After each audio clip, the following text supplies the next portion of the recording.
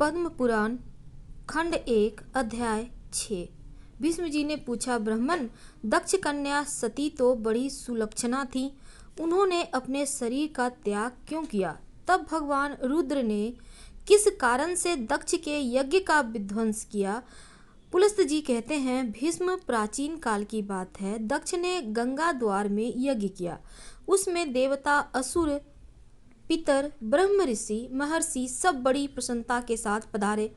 इंद्र सहित देवता, नाग, यक्ष, गरुड़, लताएं, औषधियां, कश्यप, भगवान, अत्रि, मैं, पुलह, ऋतु, प्राचेतस, होता, अर्ध्व, ऊर्ध्वांगता तथा ब्रह्मा, इन चारों के द्वारा अंगिरा तथा महातपस्वी वशिष्ठ जी भी उपस्थित हुए। वहां सब ओर से बराबर वेदी बनाकर उसके ऊपर चातुर्होत्र की स्थापना हुई।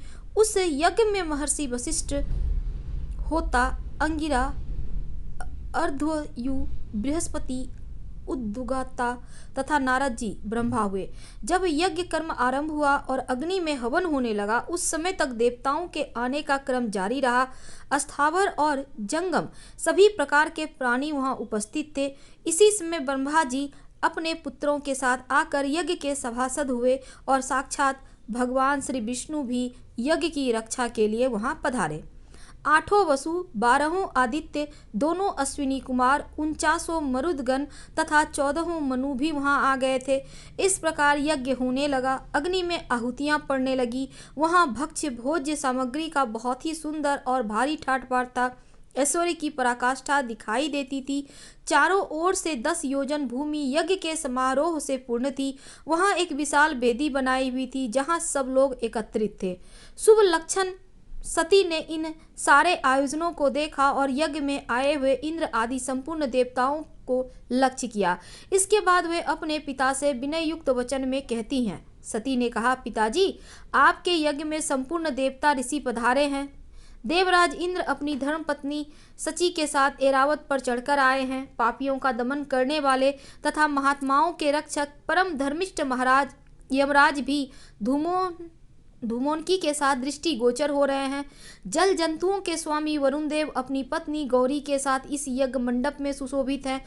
यज्ञों के राजा कुबेर भी अपनी पत्नी के साथ आए हैं। देवताओं के मुख्य स्वरूप अग्निदेव भी यज्ञ मंडप में पदार्पण किए हैं। वायु देवता अपने 49 गण के साथ और लोक पावन सूर्य भी अपनी भार्या संज्ञा के साथ पधारे हैं। महान यशस्वी चंद्रमा भी स्वपत्नीक आए हैं। 8 वसु और 2 अश्विनी कुमार भी उपस्थित हैं। इनके सिवा वृक्ष, वनस्पति, गंधर्व, अप्सराएं, विद्याधर, भूतों के समुदाय, बेताल, यक्ष, राक्षस, भयंकर कर्म करने वाले पिशाच तथा दूसरे प्राणधारी जीव भी वहां मौजूद हैं। भगवान कश्यप शिष्यों सहित वशिष्ठ जी, पुलस्त, पुलह, सनकादि महर्षि तथा भूमंडल के समस्त पुण्यात्मा राजा वहां पधारे हैं। और अधिक क्या समस्त बात कहूँ, ब्रह्मा जी को बनाई हुई सारी सृष्टि ही वहां आ पहुंची है। ये हमारी बहनें हैं, ये भांजे हैं, ये बहनोई हैं। ये सब के सब अपनी अपनी स्त्री, पुत्र और बांधव के साथ वहां उपस्थित दिखाई देते हैं। आपने दान, मान आदि के द्वारा इन सब का यथावत सत्कार किया है। केवल मेरे पति भगवान शंकर ही इस यज्ञ मंडप में नहीं पधारे हैं। उनके बिना यह सारा आयोजन मुझे सूना सा जान पड़ता है। मैं समझती हूँ आपने मेरे पति को निमंत्रण नहीं किया है। निश्चय ही आप उन्हें भूल गए हैं। इसका क्या कारण है, मुझे सब बातें बतलाइए।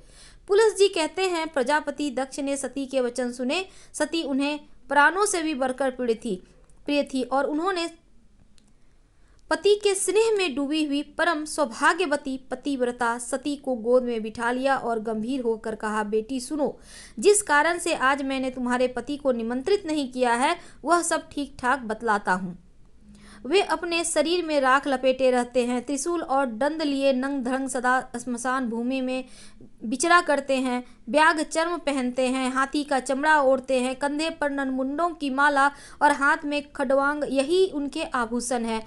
वे नागराज हैं, वासुकी को यज्ञोपवीत के रूप में धारण किए रहते हैं और इसी रूप में वे सदा इस पृथ्वी पर भ्रमण करते हैं। इसके सिवा और भी बहुत से घृणित कार्य तुम्हारे पति देवता करते रहते हैं। यह सब मेरे लिए बड़ी लज्जा की बात है। भला इन देवताओं के निकट वे उस अभद्र वेश में कैसे बैठ सकते हैं? जैसा उनका वस्त्र है उसे पहनकर वे इस यज्ञ मंडल में आने योग्य नहीं है।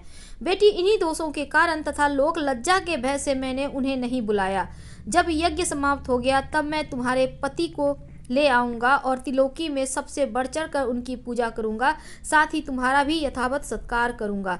अतः इसके लिए तुम्हें खेद या क्रोध नहीं करना चाहिए। भीष्म, प्रजापति दक्ष के ऐसा कहने पर सती को बड़ा शोक हुआ। उनकी आंखें क्रोध से लाल हो गईं। वे पिता की निंदा करते हुए बोली, तात, भगवान शंकर ही संपूर्ण जगत के स्वामी हैं। वे ही सबसे श्रेष्ठ माने गए हैं। समस्त देवताओं को ये उत्तमोत्तम स्थान प्राप्त हुए हैं। ये सब परम बुद्धिमान महादेव जी के ही दिए हुए हैं और भगवान शिव में जितने गुण हैं उनका पूर्णतया वर्णन करने में ब्रह्मा जी भी समर्थ नहीं है। वे ही सबके धारण करने वाले और विधाता हैं। वे ही दिशाओं के पालक हैं। भगवान रुद्र के प्रसाद से ही इंद्र को स्वर्ग का आधिपत्य प्राप्त हुआ। यदि रुद्र में देवत्व है, यदि वे सर्वत्र व्यापक और कल्याण स्वरूप हैं, तो इस सत्य के प्रभाव से शंकर जी आपके यज्ञ का विध्वंस कर डालें। इतना कहकर सती योगस्थ हो गईं और उन्होंने ध्यान लगाया और अपने ही शरीर से प्रकट हुई अग्नि के द्वारा अपने को भस्म कर लिया। उस समय देवता, असुर, नाग, गंधर्व और गुहाक यह क्या कहते ही रह गए, किंतु क्रोध में भरी हुई सती ने गंगा के तट पर अपने देह का त्याग कर दिया। गंगा जी के पश्चिमी तट पर वह स्थान आज भी सौनक तीर्थ के नाम से प्रसिद्ध है। भगवान रुद्र ने जब यह समाचार सुना तब अपनी पत्नी के मृत्यु से उन्हें बड़ा दुख हुआ और उनके मन में समस्त देवताओं के देखते देखते उसको नष्ट कर डालने का विचार उत्पन्न हुआ। फिर तो उन्होंने दक्ष यज्ञ का विनाश करने के लिए करोड़ों गण को आज्ञा दी। उनमें विनायक संबंधी ग्रह, भूत, प्रेत तथा पिशाच सब थे। सब यज्ञ मंडप में पहुंचकर उन्होंने सब देवताओं को परास्त किया, उन्हें भगाकर उस यज्ञ को तहस नहस कर डाला। यज्ञ नष्ट हो जाने से दक्ष का सारा उत्साह जाता रहा। वे उद्योग शून्य होकर देवादिदेव पिनाकधारी भगवान शिव के पास डरते डरते गए और इस प्रकार बोले, देव, मैंने आपके प्रभाव को नहीं जाना था। आप देवताओं के प्रभु और ईश्वर हैं। इस जगत के अधीश्वर भी आप ही हैं। आपने संपूर्ण देवताओं को जीत लिया। महेश्वर, अब मुझ पर कृपा कीजिए और अपने सब गण को लौटाइए। दक्ष प्रजापति ने भगवान शंकर की शरण में जाकर जब इस प्रकार उनकी स्तुति की, आराधना की, तब भगवान ने कहा, प्रजापते, मैंने तुम्हें यज्ञ का पूरा पूरा फल दे दिया। तुम अपनी संपूर्ण कामनाओं की सिद्धि के लिए यज्ञ का उत्तम फल प्राप्त करोगे। भगवान के ऐसा कहने पर दक्ष ने उन्हें प्रणाम किया और सब गणों के देखते देखते वे अपने निवास स्थान को चले गए। उस समय भगवान शिव अपनी पत्नी के वियोग से गंगा द्वार में ही जाकर रहने लगे। हाय, मेरी प्रिया कहाँ चली गई? इस प्रकार कहते हुए वे सती के चिंतन में लगे रहते थे। तदंतर एक दिन देवर्षि नारद महादेव जी के समीप आए और इस प्रकार बोले, देवेश्वर, आपकी पत्नी सती देवी, जो आपको प्राणों के समान प्रिय थी, देह त्याग के पश्चात इस समय हिमवान की कन्या होकर प्रकट हुई हैं। मेनका के गर्भ से उनका आविर्भाव हुआ है। वे लोक के तात्विक अर्थ को जानने वाली थी।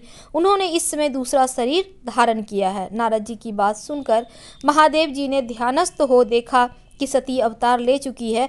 इससे उन्होंने अपने को कृत्य माना और स्वस्थ चित्त होकर रहने लगे। फिर जब पार्वती देवी यौवन अवस्था को प्राप्त हुई तब शिव जी ने पुनः उनके साथ विवाह किया। भीष्म, पूर्व काल में जिस प्रकार दक्ष का यज्ञ नष्ट हुआ था उसका इस रूप में मैंने तुमसे वर्णन किया। तो पद्म पुराण खंड 1 अध्याय 6 समाप्त हुआ। कल हम आपसे अगले अध्याय के साथ मिलेंगे। पसंद आ रहा हो तब लाइक कर सब्सक्राइब करें, शेयर करें, कमेंट करें। धन्यवाद।